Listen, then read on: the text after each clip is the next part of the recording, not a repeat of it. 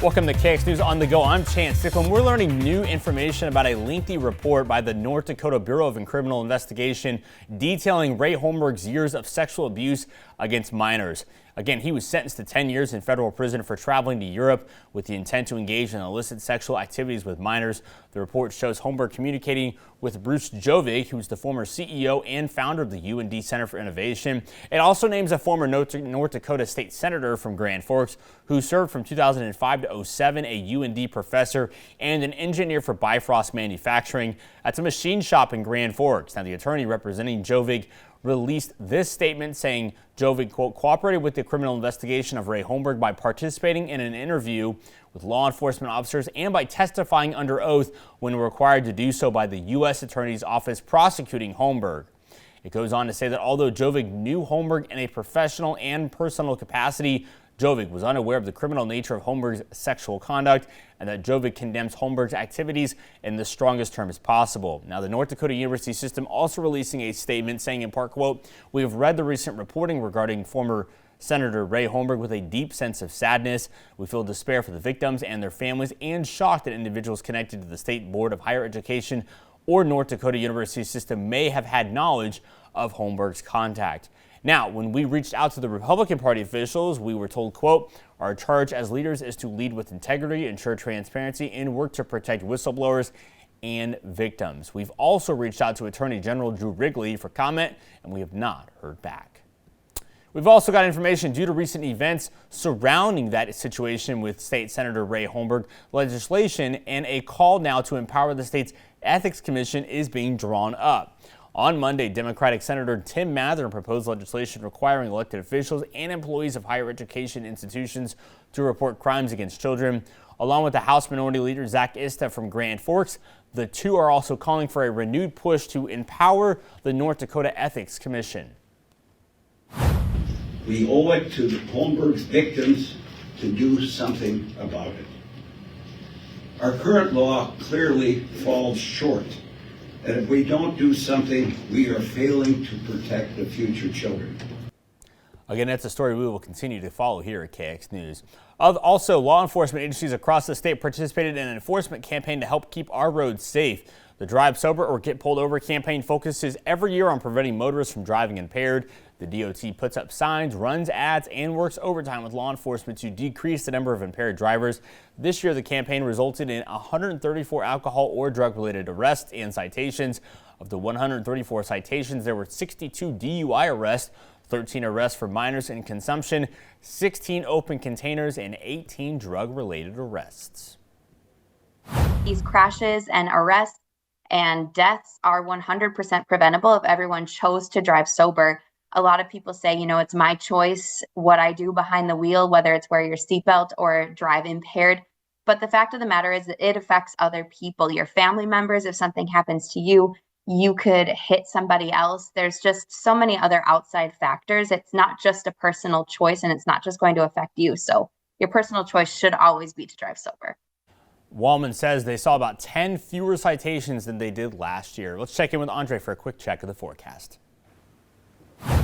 Well, thank you so much, Chance. And we are starting our day out here in the capital city with those mainly sunny conditions. And guess what? Temperatures are at 25 degrees and the winds are relatively calm right now. So that's really good news. Now, as we head into the Magic City, we are seeing those really beautiful sunshiny conditions too. And temperatures are at 24 degrees and the winds are out of the south and east at 5 miles per hour. And it looks like the cars are really starting to get going for our Tuesday. Now, as we head into our current storm team radar, we're looking at those very beautiful conditions overall with a few passing clouds near our north and western counties, but other than that, things are still looking pretty good this morning. Now, as we head over into our current temperatures, our temperatures right now are mainly in the 20s at this time, and we even have a 16 degrees there in Hazen, so it is quite chilly there, and we even see some 30s in our north and the western counties due to that cloud clouds moving in.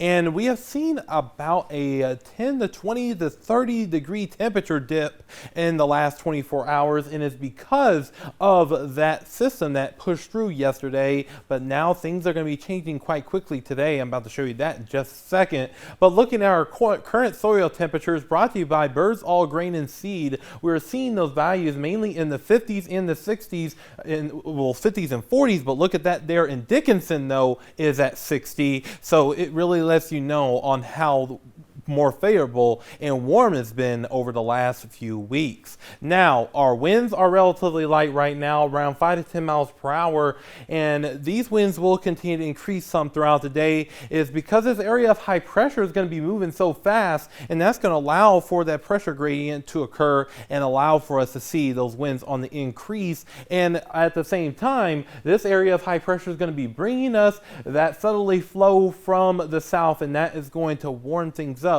throughout the day today. Now, looking at our highs for today, will mainly be in the 60s, so it's going to be a really good day to go outside and really enjoy yourself. A complete 180 of what we were seeing this time yesterday. And as we get into tonight, we will see those temperatures drop on down into the 40s, so it's going to be quite balmy tonight because of that southerly push. But however, we're going to be seeing those wind gusts increase throughout the day today, with wind gusts around about 20 to 30 miles per hour, and then subsiding as we get into the overnight hours into our Wednesday morning. Now, looking ahead, we're going to be watching this system here in the western portion of the country, and this is going to be moving its way towards the south and east at a really fast pace, and that is going to allow for us to see some rain showers move into the viewing area. So that's something that we're going to be watching, and rainfall will generally be less than 1/10 of an inch. So it's going to be a far cry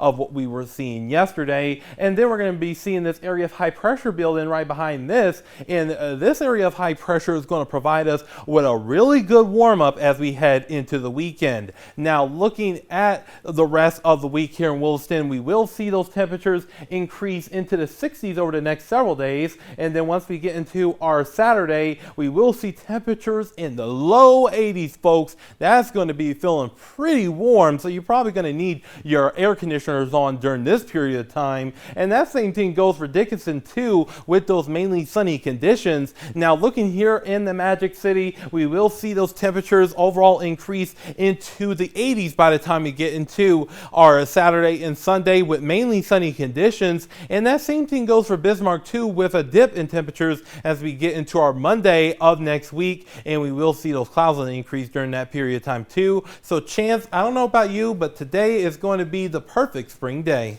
You got it. Sounds like it. All right, Andre, thank you so much. Well, for everyone here at KX News, I'm Chance Stickland. Have a great day.